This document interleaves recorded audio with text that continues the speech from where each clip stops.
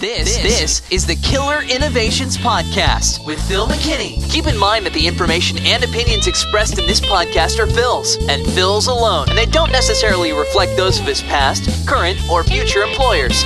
Now, here's Phil McKinney. In my current role, I collect up all of my executive team every 2 weeks. We meet in the conference room and we listen to pitches. These are the new ideas or existing ideas that are underway within the innovation pipeline.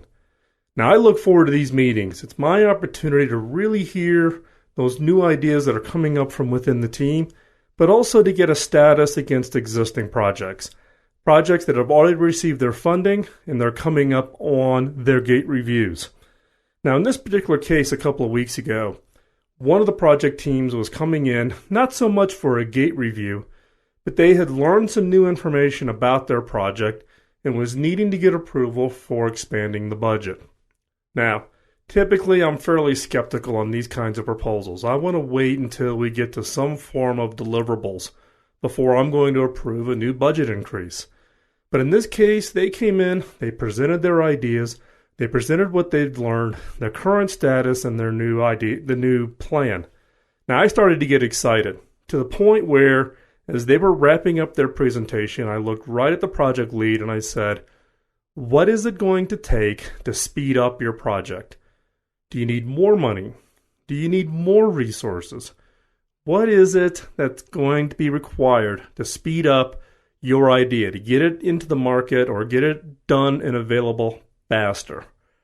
Now, in most cases, the project teams would look at me and they would just get all excited and come up with some new high number and double their staff, whatever.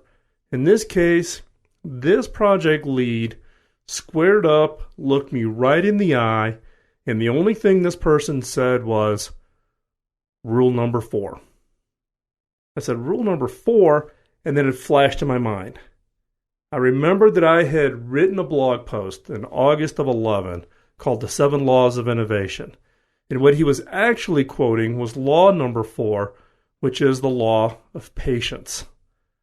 Now, the law of patience in the blog post reads that innovation takes longer than you expect. Don't try to rush it.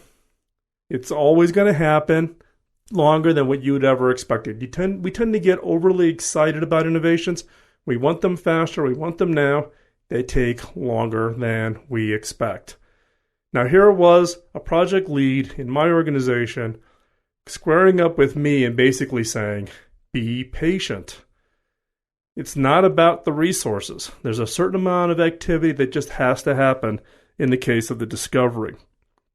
Now, the 7 Laws of Innovation was written in August of 2011. It was basically a collection of laws that I had collected up over the years that said, what are kind of those elements that every organization needs to have in place really to have an innovation culture, an innovation management team, a process, an expectation. What are those laws that really allow you to create a robust pipeline of innovation? Some of the other laws, law number 1 is the law of leadership. Does your senior executive really get innovation? But in this case, the law of patience. And here it was, I was the one, the CEO, and me being an innovation guy, that had lost my patience. Now, that's not that uncommon. We all want, when we have ideas or we see ideas from other people, we tend to want to get all excited and really want to push it forward. Now, in the case of the law of patience, what it really says is that innovation takes time, more time than expected. You need to take the long view, not the short view of the immediate gratification. You need to understand that innovation takes time. And don't try to tie innovation to artificial dates. We tend to, inside of our organizations, tie our innovation cycles to crazy things like, budgets, right?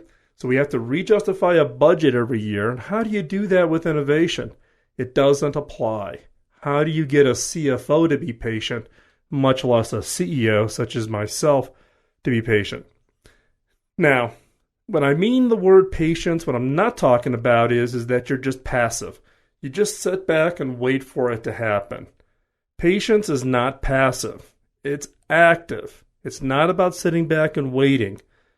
Some other terms I could have used in place of saying the law of patience, which would have been like the law of perseverance or the law of enduring, right? Patience means keep going. You got to keep pushing yourself. You got to be patient for the result, not the amount of energy to get to the result, but have to be patient for the actual end result. And we tend to want it now. At least I know I do. When I work on my own ideas or things that I'm working on, or I get excited about the work that my team is working on, and I can sit back and I can actually see what the impact of that idea is going to have. I want it now. I want to be able to stand on the rooftop and just yell it out to everybody what this idea is. But I need the idea done. And I need to practice what I preach, in this case of patience. Now, when we lack patience, when we're working on things and we just, want it now, and we kind of blow our cool when it comes to things that aren't happening at the pace we're happening, we really exhibit what I would call two characteristics. The first is worry. Now, worry is in some cases can be introduced as self-doubt. You're asking yourself, am I on the right path? Is this even the right idea? Is my hypothesis correct? Is this thing ever going to work out? I must not be doing enough, so I got to work more hours.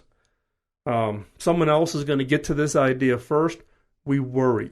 Now, worrying doesn't advance your ability to get to the innovation any faster, right? But it's a natural human emotion. When we've got these ideas and we're losing our patience, we tend to start to worry. Recognize that worry and put it in check. Set it aside. It actually distracts you. It's going to actually slow you down from getting to that innovation result. Now, the other area that people tend to exhibit when they lose patience is they get angry.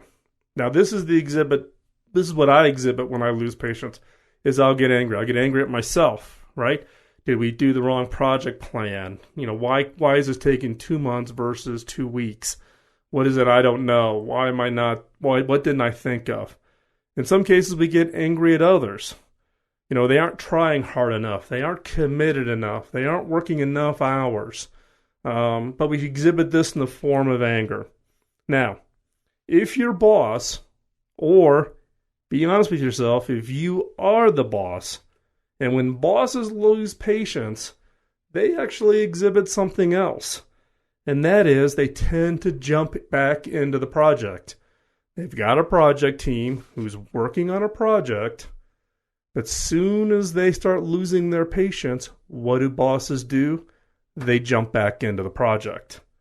They want to get in there. They think that they know more and can, in fact, fix the problem, and they start micromanaging. Now, none of these actions are helpful.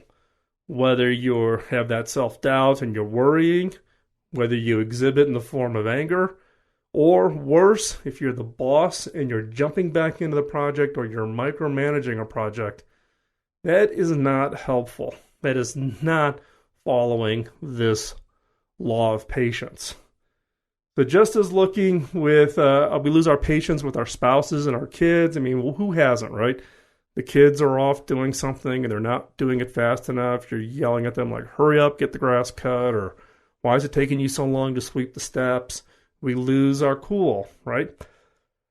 But let's face it, when we do that, that's actually destructive. It's destructive with our relationship with our kids. It's destructive with our relationship with our spouses.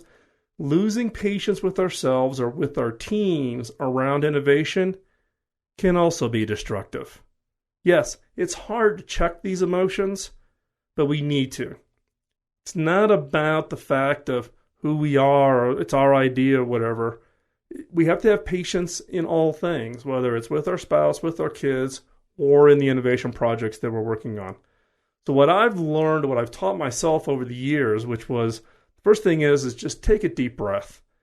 Take a half a step back. Get some form of perspective. Now, I'm now getting in the habit of actually going back and rereading what I've written in the past. So in this case, go back and reread what I'd written back in August on the law of patience. Also, find a coach or a mentor or a peer, somebody that you can be transparent with, and check your concerns. Are you really being impatient, or is the project just way off track? That's the wheels have fallen off the bus and you do need to jump back in. Or your idea is just never going to mature out and turn into anything, so just stop it and go on to a new project. There's a time and there's a fine line between being patient and being foolish. And you need to find where that boundary is. And what I've learned over the years is some cases we lose perspective.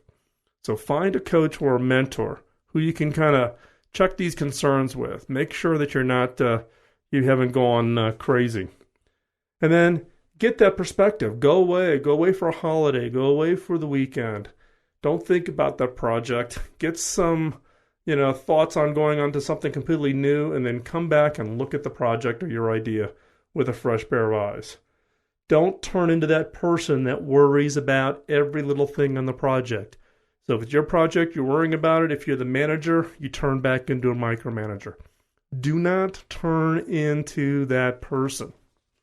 So just as my project lead, back to the starting story, when I had this project lead come and go eye to eye with me, and literally the only thing he said before he exited the room was law number 4.